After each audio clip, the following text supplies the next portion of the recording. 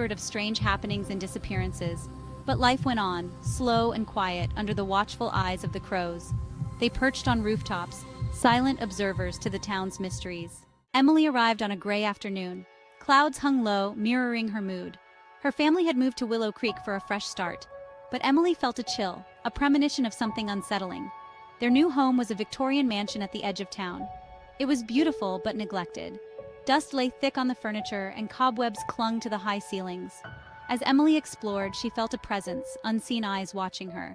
Days turned into weeks. Emily couldn't shake the feeling of being watched. She heard whispers at night, soft murmurs that vanished when she turned on the light. Shadows danced at the edge of her vision. She tried to tell her parents about the strange occurrences, but they dismissed her fears. "It's an old house, Emily," her mother would say. "It's just your imagination." But deep down, Emily knew it was more than that. One day, Emily met Old Man Hemlock, the town recluse. She had always heard whispers about him, tales of his mysterious past and the secrets he kept. Curiosity got the better of her, and she decided to approach him, hoping to uncover some of the mysteries that surrounded him. He lived in a ramshackle cabin by the creek, a place that seemed to have been forgotten by time. The cabin was old and dilapidated, with ivy creeping up its walls and the roof sagging under the weight of years gone by. The creek beside it was murky, its waters dark and foreboding. He had kind eyes that seemed to hold ancient sorrow, eyes that had seen too much and carried the weight of untold stories. There was a depth to his gaze that made Emily feel both comforted and uneasy at the same time.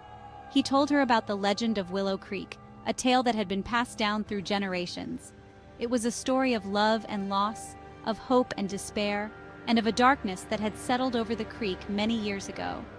"There's a darkness here," he said, his voice raspy and filled with a sense of urgency. It was as if he was trying to convey the gravity of the situation, to make her understand the danger that lurked in the shadows. A long time ago, something terrible happened. People vanished without a trace, leaving behind only whispers and unanswered questions. The creek had a way of swallowing people whole, of erasing them from existence. They say the creek remembers, that it holds on to the memories of those who have disappeared.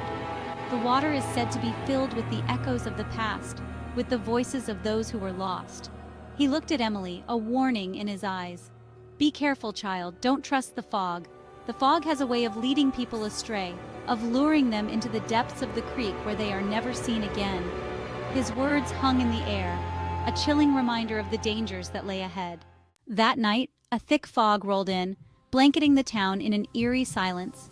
The streets, usually bustling with life, were now deserted, the fog swallowing every sound. Streetlights flickered dimly, their light barely piercing through the dense mist. It was as if the town had been transported to another world, one where shadows danced and whispered secrets. Emily felt a growing sense of dread. She had always been sensitive to the changes in the atmosphere, and tonight the air felt heavy, oppressive. The fog seemed to press against the windows, as if trying to find a way inside.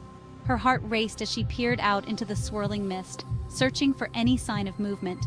It was as if the fog itself was alive, seeping into the house, into her dreams. She could feel its cold tendrils wrapping around her, pulling her into a restless sleep. The mist crept through the cracks and crevices, filling the room with an eerie glow. It was a presence she couldn't escape, no matter how hard she tried. She woke to a cold hand on her arm. The touch was icy, sending shivers down her spine. She turned her head slowly, her breath catching in her throat. The room was filled with shadows, the fog making it difficult to see clearly, but she could feel it, the presence of something or someone standing beside her. Her heart pounded in her chest. Each beat echoed in her ears, a frantic rhythm that matched her rising panic. She clutched her chest, trying to calm herself, but the fear was overwhelming. It was as if the fog had seeped into her very soul, amplifying her terror. A figure stood by her bed, shrouded in fog. Its form was indistinct, a shadowy silhouette that seemed to shift and waver. She couldn't make out any details, but she knew it was watching her, waiting. The air around her grew colder, the fog thickening, pressing in on her from all sides. Its eyes glowed with an unnatural light. Terror froze Emily. The eyes were like burning coals, piercing through the darkness, locking onto her with an intensity that made her blood run cold. She wanted to look away, to hide, but she was paralyzed, trapped in the gaze of the unknown. She couldn't scream, couldn't move. Her body refused to obey her commands, every muscle locked in place. The fog seemed to thicken, wrapping around her like a suffocating blanket. She was alone, trapped in a nightmare from which there was no escape. Suddenly, the figure moved closer, reaching for her with icy fingers. The air around Emily grew colder, and she could feel the chill seeping into her bones. It was as if the very essence of fear had taken a physical form, creeping ever closer. Emily squeezed her eyes shut, bracing for the worst. Her heart pounded in her chest, each beat echoing in her ears like a drum. She could hear the faint whisper of the figure's breath, a haunting sound that sent shivers down her spine. She tried to steady her breathing, but the terror was overwhelming. But the touch never came. The room was eerily silent, the only sound being the distant hoot of an owl outside. Emily's mind raced with questions. What had just happened? Was she imagining things?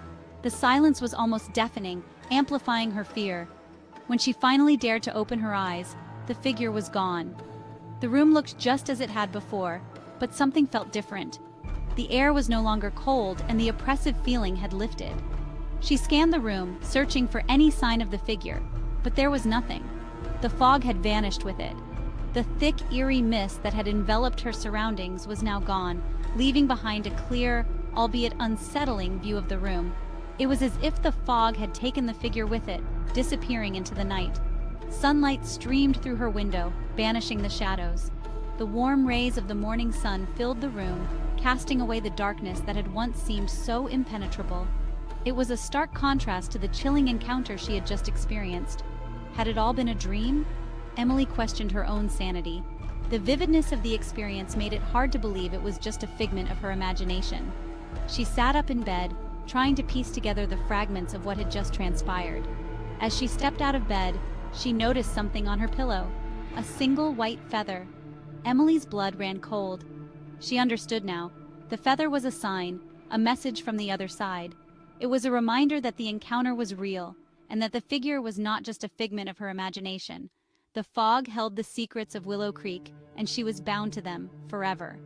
The town had always been shrouded in mystery, and now Emily was a part of that mystery. The feather was a symbol of her connection to the supernatural, a bond that could never be broken. She knew that her life would never be the same again, and that the secrets of Willow Creek would haunt her forever.